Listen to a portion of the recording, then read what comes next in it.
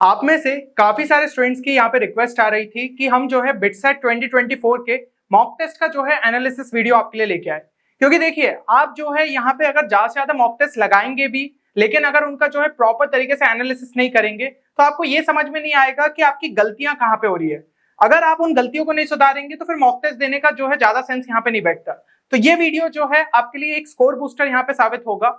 और जो अभी हमारे पास आखिरी के ये कुछ दिन बाकी है, इसके अंदर अगर आपने प्रॉपर तरीके से यहाँ पे मॉक टेस्ट का एनालिसिस किया तो कम से कम 50 से 60 मार्क्स का जो है आप यहाँ पे बूस्ट दे सकते हो, जिसके थ्रू आपकी जो है कोई भी यहाँ पे ब्रांच भी चेंज हो सकती है। लेट्स से कि आपको सपोज 230 पे कोई यहाँ पे एक ब्रांच मिल रही थी और अगर हमने उसको थोड़ा सा यहाँ पे बढ़ाते हुए 280 तक के स्कोर तक रीच कर गए तो यहाँ पे काफी अच्छी ब्रांच हो सकती है। तो ये चीज को आपको जो है अच्छे तरीके से समझना होगा। और जिन भी स्टूडेंट्स की यहाँ पे प्रिपरेशन शायद उतने अच्छे लेवल पे नहीं है, तो फर्स्ट अटेम्प्ट आपको इसलिए देना जरूरी भी है क्योंकि आपको उससे अच्छा एक्सपीरियंस मिलेगा और उसके बेसिस पे आप सेकंड अटेम्प्ट में एक बेहतर स्कोर यहाँ पे निकाल सकते हो। और अगर आप जो है यहाँ पे बेस्ट रिसोर्सेज ढूंढ रहे हैं जिसके थ्रू आप अपनी बिटसेट की प्रिपरेशन को यहाँ पे बूस्ट कर सकते हैं, तो आप हमारे क्रैश कोर्स संकल्प बैच को भी यहाँ पे चेक कर सकते हैं, जिसके अंदर आपको जो है बिटसेट रेलिवेंट मटेरियल देखने को मिल जाएगा।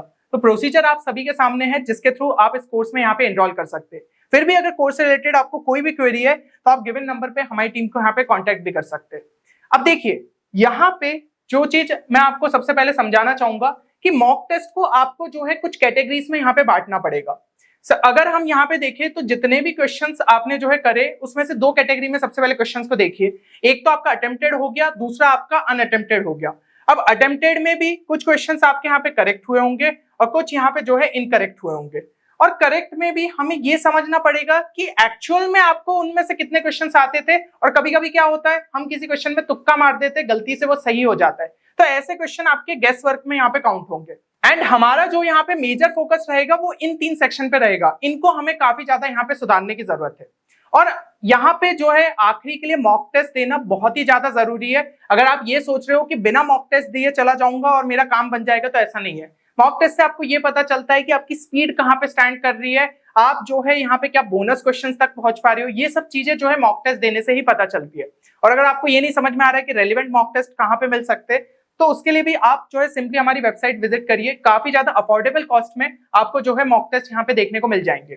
और इस पे तो अभी जो है एक स्पेशल डिस्काउंट कूपन कोड भी चल रहा है 300 रुपीज ऑफ का, जिसकी जो डिटेल्स है वो आपको डिस्क्रिप्शन में देखने को मिल जाएगी। इसके अलावा LRN इंग्लिश में भी कई स्टूडेंट्स के जो है लगातार यहाँ पे हमें कमेंट सेक्शन में देखने को मिल रहे हैं कि हम इस सेक्शन में स्ट्रगल कर रहे हैं।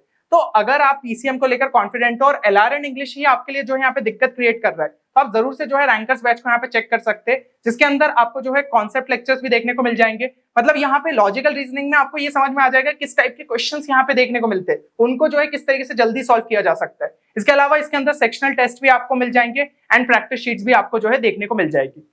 अब अगर हम जो है सबसे पहले उन क्वेश्चंस की बात करें जो कि आपके एक्चुअल में यहाँ पे करेक्ट हुए, तो ऐसे क्वेश्चंस से हमें ये समझ में आ रहा है कि हमारा जो है नॉलेज अच्छा है। इन क्वेश्चंस को अगर इस टाइप के क्वेश्चंस आपको एग्जाम में भी पूछे गए तो आराम से जो है आप उन्हें कर सकते हो।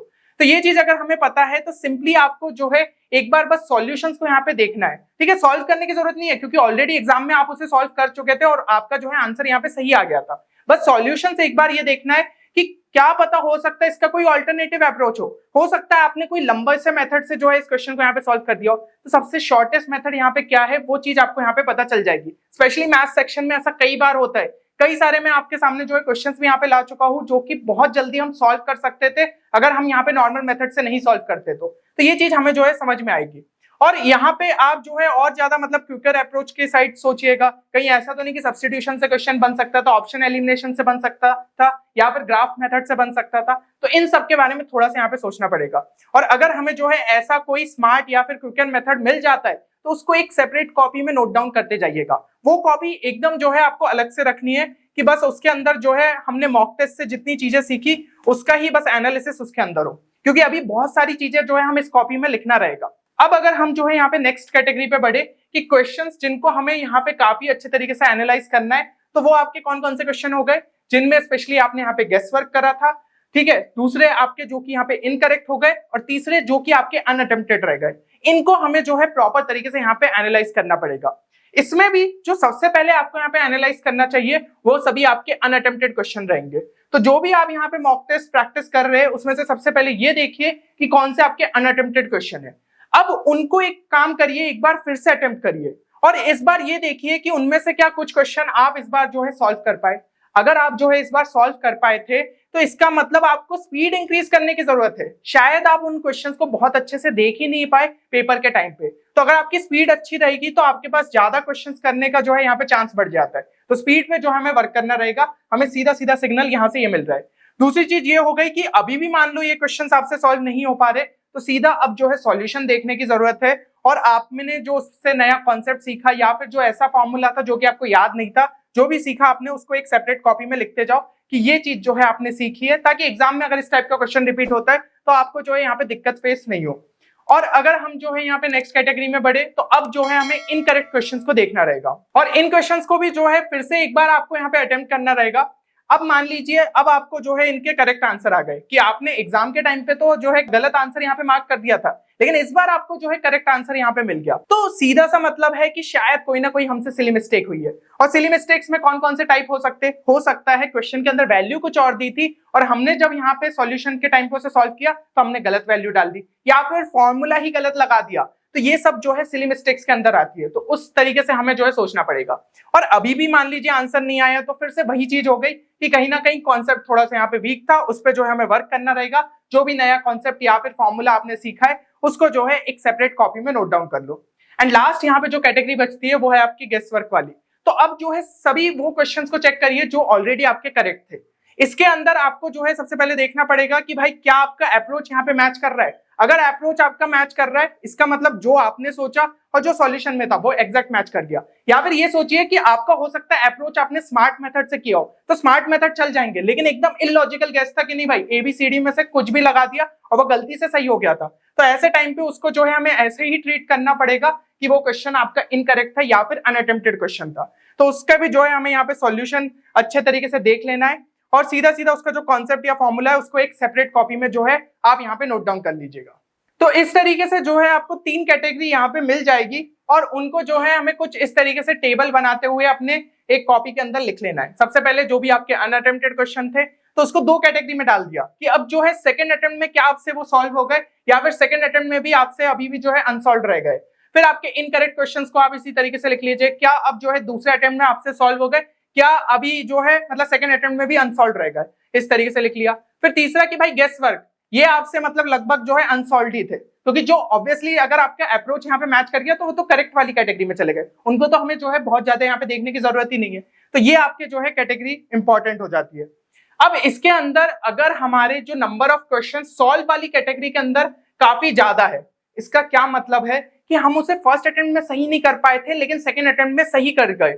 मतलब कि कॉन्सेप्ट्स तो आपके जो है वहां पे वीक नहीं थे, कॉन्सेप्ट्स आपके अच्छे लेवल पे थे, लेकिन हो सकता है कि आपकी स्पीड यहाँ पे कम थी जिसकी वजह से आप उस क्वेश्चन को अच्छे तरीके से नहीं पढ़ पाए या फिर उस क्वेश्चन को देख ही नहीं पाए थे। तो इसके लिए आपको क्या करना पड़ेगा, अभी के लास्ट टाइम पे ज्यादा से ज्यादा क्वेश्चंस जो है टाइमर के साथ सॉल्व करो, इसी से जो है आपकी यहाँ पे स्पीड ज्यादा से ज्यादा जो है बढ़ सकती है। दूसरी चीज आपको जो है सिली मिस्टेक्स कम करनी पड़ेगी, क्योंकि हो सकता है सिली मिस्टेक्स के कारण ही जो है उस टाइम पे आपने वो क्वेश्चन को गलत कर दिया था, लेकिन अब बिना प्रेशर के थे, आपको जो है सिंपली बस ये देखना था कि मुझसे क्वेश्चन बन रहा है या फिर नहीं बन रहा, बिना टाइमर के सॉल्व करना था, तो इस बार में आप सही कर गए। मतलब प्रेशर की सिचुएशन में आप कहीं ना कहीं यहाँ पे फेल हो रहे हो, तो उस पर थोड़ा सा आपको वर्क करना पड़ेगा, अपना जो फोकस है कॉन्सेंट्रेशन पावर है उसको थोड़ा सा यहाँ पे इंक्रीज करना पड़ेगा। तो डेली मेडिटेशन भी थोड़ा बहुत आप कर सकते हैं, इससे ये चीजें आपकी बढ़ सकती है। 10 से 15 मिनट भी अगर थोड़ा सा दोगे तो कहीं ना कहीं इससे जो है आपको फायदा रहेगा। अब अगर हम जो है यहाँ पे आगे की साइड देखें तो देखिए, अब मान लीजिए जो आपके अनसॉल्व वाली कैटेगरी में थे उसमें ज्यादा क्वेश्चंस अगर आपके लाए कर रहे, तो इसका मतलब डेफिनेटली भाई आपके जो कॉन्सेप्ट्स है वो कहीं ना कहीं उस सेक्शन के जो है थोड़े से यहाँ पे वीक है। तो ऐसे टाइम पे आपको क्या करना रहेगा, आपको जो है उस पोर्शन की यहाँ पे थ्योरी को थोड़ा सा रिवाइज करना पड़ेगा, देखना पड़ेगा क्या फॉर्मूला था, किस तरीके से उसे यूज किया जाता है, ये चीजें आपको समझनी पड़ेगी। और बाकी जितने हो सके सभी फॉर्मूलेस जो है पीसीएम के आपको प्रॉपर तरीके से यहाँ पे मेमोराइज करना पड़ेगा। हो सके तो एक बार खुद से जो है पेपर पे ट्राई करो, जितने ज्यादा हम जो है फॉर्मूलेस लिख सकते हैं। आपने जो है 2-3 चैप्टर्स यहाँ पे पढ़े, फिर खुद से जितने ज्यादा फॉर्मूले याद रख सकते हो उन सबको लिखते जाओ, तो इससे जो है लॉन्गर टाइम तक आप उन्हें रिटेन कर पाओगे।